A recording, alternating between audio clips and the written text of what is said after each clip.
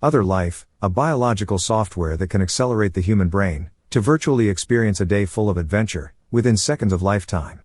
With just a single drop of nanots, the user can sail the Caribbean, free dive the barrier reef, and many other linearly scripted adventures within seconds.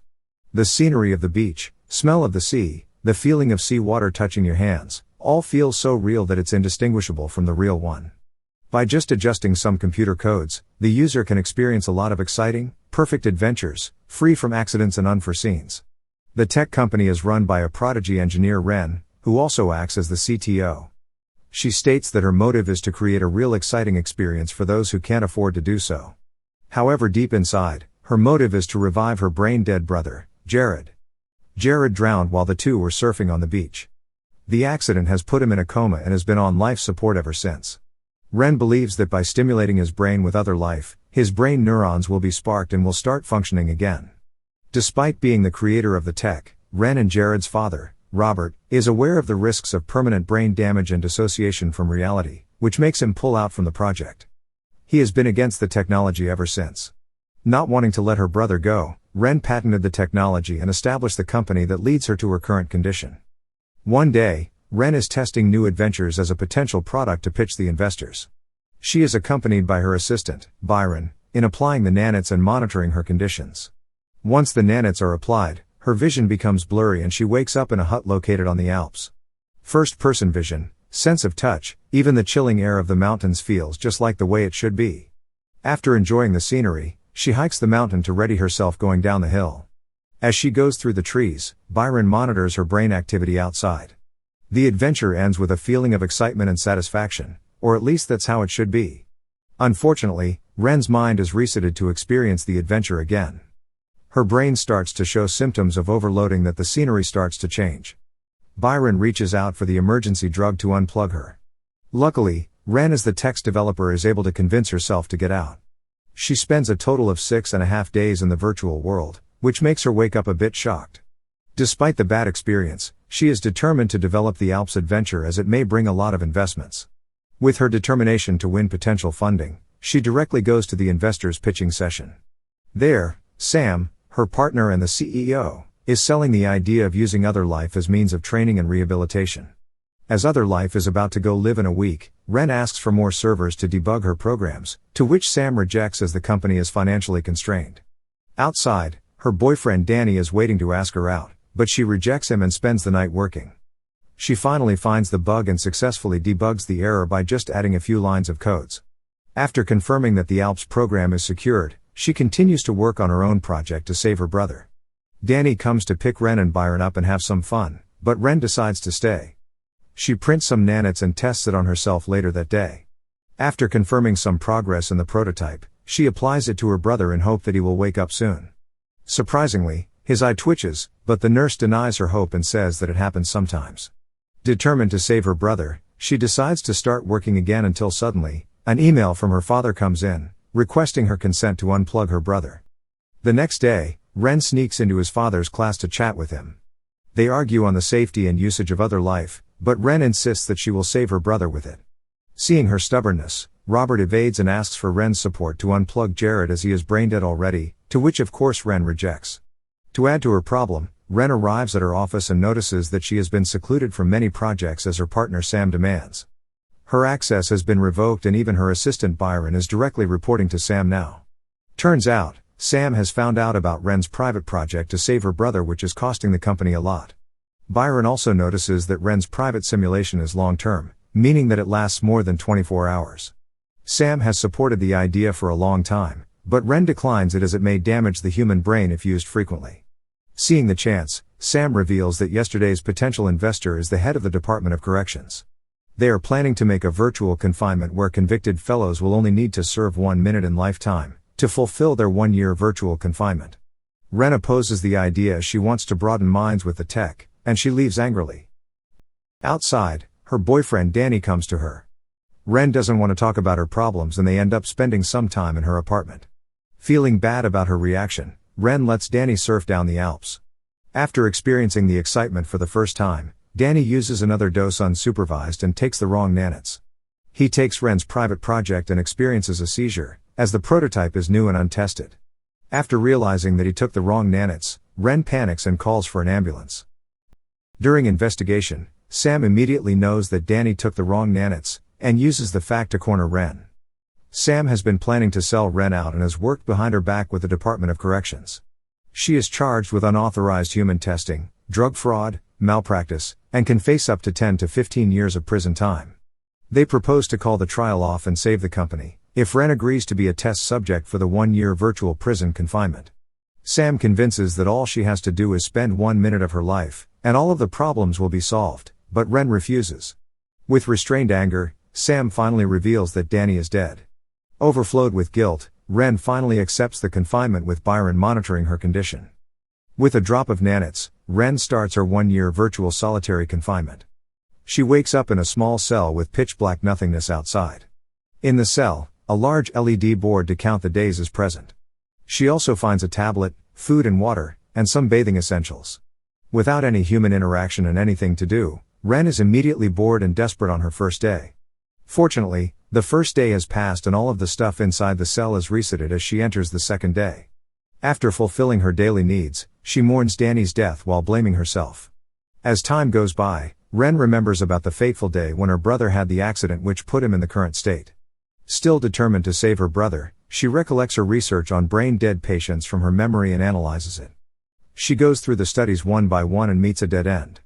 As a result, she starts talking to herself and questions all of her convictions. Luckily, the last day is here. She waits with impatience to get out, but the counter starts at 1 again. Feeling tricked and desperate, she lets her anger out and wrecks the room.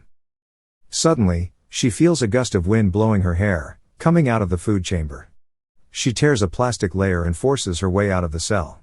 Seeing the fact, she is convinced that she has been kept within the container for a full year of lifetime. To confirm her idea, she inspects the surroundings and finds a lot of canned food and drinks that she has eaten for the year she spent inside. She also finds a monitoring room full of camera footage to monitor her condition. As she is being chased after, she drives away with anger, convinced that she has been fooled by Sam all along. Meanwhile, Otherlife is a much more popular product now with advertisements everywhere. In seek of help, Ren goes to her old office to see that it's been abandoned for a long time. Wanting to report the crime Sam has done, Ren goes to a police office to find that she has been declared as a missing person for the past year. There is also no charges against her for accidentally murdering Danny. Ren then invites them to the container where she has been kept, to convince them of her condition, but there is no trace left there. Ren then hopelessly goes to her old apartment. Unfortunately, a new tenant has been in her room for the past year. She also can't find her hard disk containing the private project to save her brother.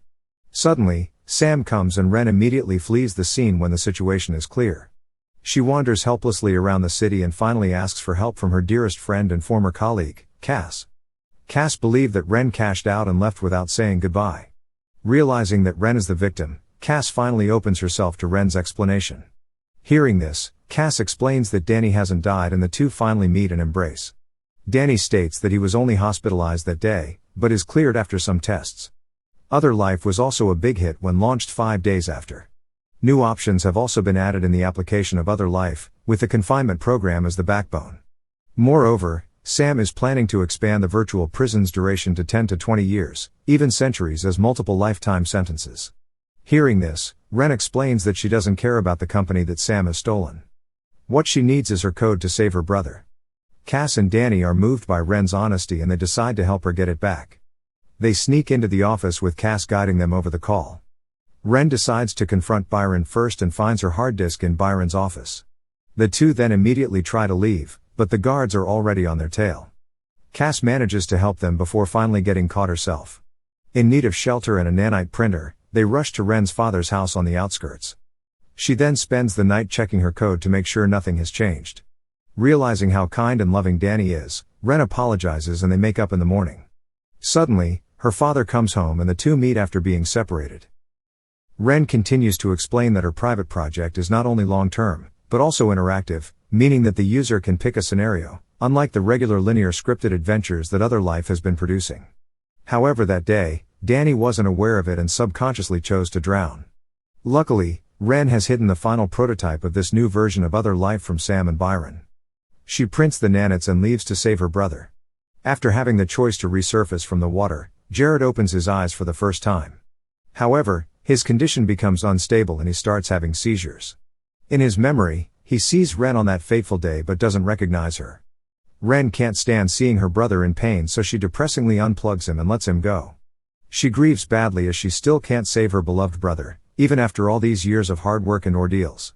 At night, Sam comes and says that Jared has chosen to stay in the dream world rather than wake up. This statement makes Ren realize that she has been in her own world and starts seeing flashes of real life. Byron administers the emergency drug on Ren and she is getting pulled out of the virtual world. The nanits finally fades and her focus is shifted towards the real world once more. She immediately punches Sam in the face and wreaks havoc in the room. After calming down and processing all the facts once more, she realizes that Otherlife is a threat and not a solution, especially in the wrong hands. She decides to withdraw her stakes and leave the company. Hearing this, Sam becomes curious about what has happened to Ren in there. After leaving, Ren attends Danny's funeral and calls her father. She informs that she is done with Otherlife and invites him to meet at the hospital. Out of the blue, Sam calls and urgently asks her to come to the office. Cass has heard about what happened and escorts her into the room. The company is immediately shut down upon Ren's resignation. However, Sam and Byron are still ambitious on the tech's development. From Ren's brain scan, they know that Ren has broken free from the virtual prison, which is supposed to be impossible. It means that her brain is not only making active choices, but also actively creating new experiences out of the script. Sam is so excited with the potency, but Ren rejects it as she has known the consequences. He wants to reverse engineer the code, but it needs another trial with Ren as the test subject. Of course, Ren doesn't want to go back and rejects it clearly. Sam is enraged and forces the nanits onto Ren. Once more, Ren is confined in the 1-year virtual prison. She screams out loud in fear and desperation. Realizing that her brain is more powerful than the nanits, she calms herself and actively changes the virtual environment.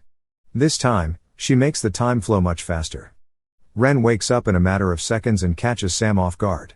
She puts some nanits on Sam's eye, confining him in his own little world that he has created. Sam starts having seizures, but Ren lets him experience the things that she has gone through. Wanting Sam to feel the same desperation that she has felt, Ren waits for the 366th day before finally breaking him free. Sam whimpers in fear and Ren takes her leave without saying a word. Another thing that she has also learnt from the dream world is that her brother Jared wants to rest in peace. She meets her father at the hospital and says her goodbye to her dear brother for the second time. Ren finally makes peace with her current condition and lets her brother go with a smile. Subscribe to watch more videos like this, turn on notifications, and leave a like and comment to help the channel out. Thank you for watching, and see you next time.